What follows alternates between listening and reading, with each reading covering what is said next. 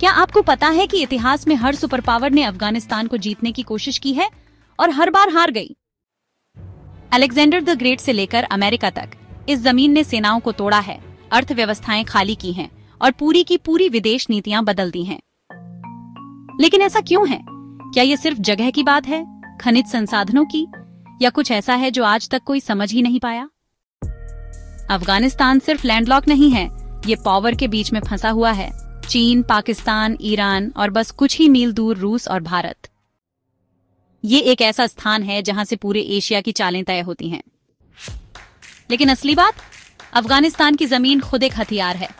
हिंदू कुश की पहाड़ियां किले जैसे हैं।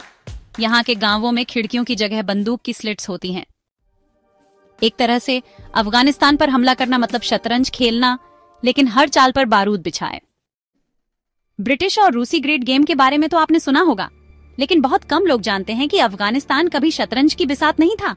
वो तो इन दोनों के लिए जीत की ट्रॉफी था। ब्रिटेन डरता था कि रूस भारत तक न पहुंच जाए। रूस चाहता था गर्म पानी वाला पोर्ट, लेकिन कोई नहीं समझा कि अफगानिस्तान के लोकल ट्राइब्स, वो न तो ब्रिटेन के थे न रूस के। 1842 में 16,000 ब्रिटिश सैनिक काबुल से निकले, सिर्फ एक आदमी जिंदा लौटा। 1980 के दशक में सोवियत रूस ने अफगानिस्तान पर आक्रमण किया और अमेरिका ने मुजाहिदीन को फंड किया।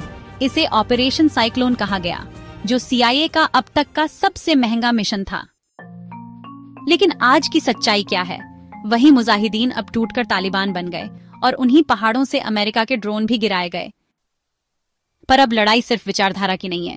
अफगानिस्तान के पास है $1 ट्रिलियन के मिनरल्स, लिथियम, कॉपर और वो सब जो आपके स्मार्टफोन और बैटरी में लगता है। अब चीन उन मिनरल्स की ओर देख रहा है। भारत चाहता है वहां शांति हो, पाकिस्तान वहां दबदबा चाहता है और अमेरिका अब सैटेलाइट से नजर रख रहा है।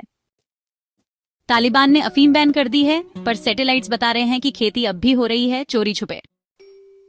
अफगानिस्तान सिर्फ सरवाइव नहीं कर रहा, वो पावर गेम खेल रहा है, बहुत ही लंबा वाला। शायद असली सीख यही है, आप जमीन पर कब्जा कर सकते हैं, पर लोगों के जज्बे पर नहीं।